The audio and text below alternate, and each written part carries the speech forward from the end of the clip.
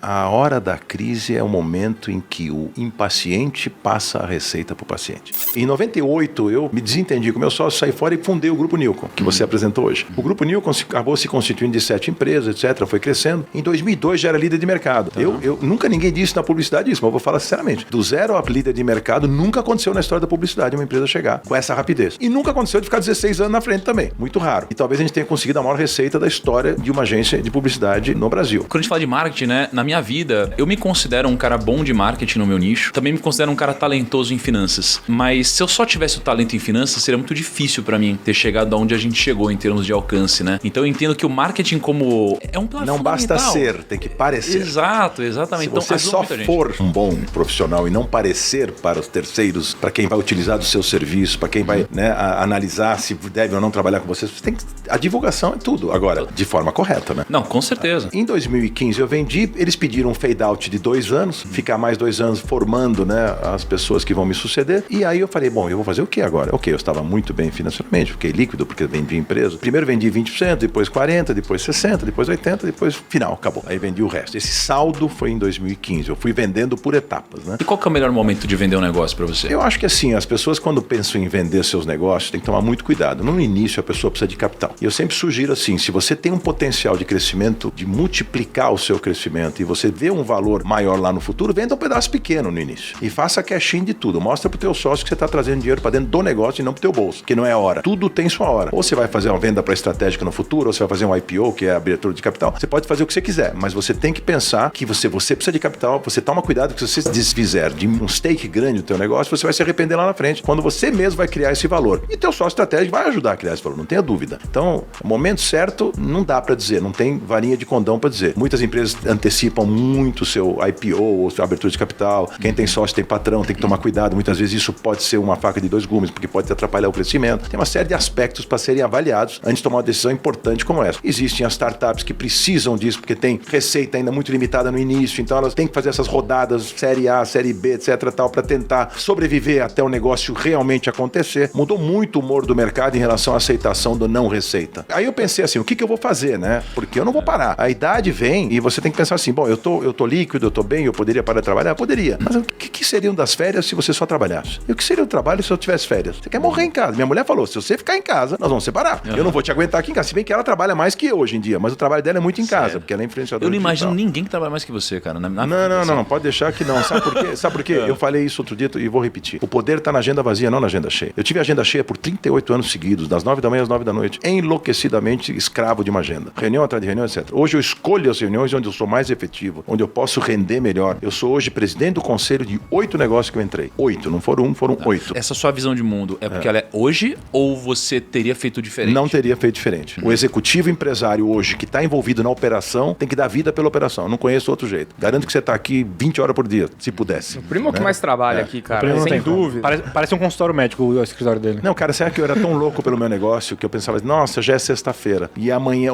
amanhã é segunda. Juro por Deus, adorava estar com a minha família, adorava tudo que eu fazia, mas eu não via a hora de voltar para fazer coisa acontecer. Enlouquecido pelo negócio. Não consigo ver de outro jeito, né? Amar o que você faz, né? Paixão pelo negócio, não tem outro segredo. E uma coisa que eu aprendi é que não necessariamente você precisa amar alguma coisa, você pode aprender a amar alguma coisa que faz sentido para você. Bom, enfim, aí eu pensava, o que eu vou fazer? Vou parar? É que nem andar de bicicleta, você gosta de idade. Você parar de pedalar, você cai. Então, a velhice vai vir para quem não produz, para quem não se sente útil. A demência vem para quem não usa o cérebro. Então, eu não vou parar. Eu acho que eu tenho muito a dar. A primeira coisa que eu fiz, eu era fanático pelo mercado financeiro. Eu me considero investidor profissional no sentido que eu entendia bastante como funcionava, porque eu já tinha um recurso interessante para aplicar. E eu falei, bom, agora eu não sou mais, não tenho mais empresa dando dividendo, eu vou virar rentista, então agora eu preciso entender onde eu vou botar esse dinheiro. E eu decidi na época, falei, eu vou investir parte do meu dinheiro. Começamos com uma asset, que é a Nest. Aí depois eu entrei na Tricorp, que é private equity, que é uma coisa que eu nunca entendi no Brasil. Se você olhar o portfólio de investimento de um europeu, de um americano, de um asiático, 30% pelo menos é private equity. Que é o jeito de você entrar, em vez de arriscar na bolsa de valores ou fundo de ações, você entra sócio de empresas. Foram mega avaliadas por essas profissionais que somos nós do private equity. E aí entrar lá dentro, nós entramos na gestão, ajudamos os caras, investimos dinheiro dos nossos clientes do fundo lá e vamos sair daqui 3, 4 anos com 3, 4, 5, 6, tem até 10 vezes capital investido. Então, só que você queria saber de números, lá já tem 1,5 bilhão de reais sob gestão. Eu nunca botei dinheiro em criptoativo. Eu nunca botei dinheiro em Bitcoin, Ethereum, nenhuma das moedas. Por alguns motivos. Primeiro, que eu sou muito careta para isso. isso. Segundo, que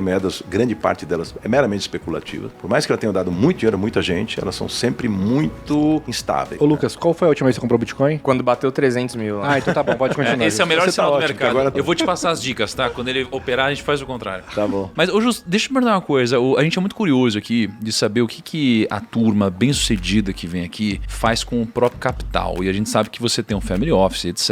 E tal, tem um elf, né? Você comentou. Eu estava dizendo aqui rapidamente antes... Tinha que ser uma filosofia, alguma coisa? Eu estava dizendo um pouquinho antes que o perfil do investidor tem que ser muito bem avaliado para o risco que ele quer correr. Eu sou um pouco mais agressivo do que deveria para minha idade, porque eu já estou na fase de manutenção de capital e tenho pouco tempo para refazer. Quando eu falo que um cara de 30 anos pode ser mais agressivo e investir mais na bolsa... Mas quando chega no seu patamar, Justo, isso daí muda um pouco, né? Não pense que muda, porque os caras fazem besteira, entendeu? Então, por exemplo, eu não alavanco, isso é uma coisa que está fora do meu repertório, não corro o risco necessário. Então, obviamente que nesse momento todos os ativos perderam muito valor no mundo todo, porque tivemos a tempestade perfeita de emendar numa Covid uma guerra na Ucrânia. Quando tem um impacto desse tamanho que você vê como investidor onde você tem que se proteger. Quem mais tomou prejuízo nesse momento era os que estavam mais expostos. Então, as ações, por exemplo, o mercado acionário brasileiro voltou a cair abaixo dos 100 mil pontos. Se você olhar as empresas, elas estão super desvalorizadas. Elas estão valendo muito menos do que deveriam. A bolsa brasileira inteira está barata pra caramba. Então, oportunidades estão aí. Eu, como investidor, sempre penso assim, como equilibrar as coisas. Então, eu chamo o pessoal, no meu caso, da minha própria empresa, que faz essa gestão para as pessoas, e analiso caso a caso e peço uma sugestão. Por mais que eu me ache investidor profissional, eu peço para os meus CIO uma sugestão de perfil de portfólio, onde a gente tem um equilíbrio. Porque se você tem equilíbrio, nem tudo vai cair ao mesmo tempo. Então, quando a renda fixa está bem, a renda variável está sofrendo. E vice-versa. Então, private equity é mais longo prazo, depende muito mais do desempenho da empresa, não tem tanto a ver com o mercado. Então,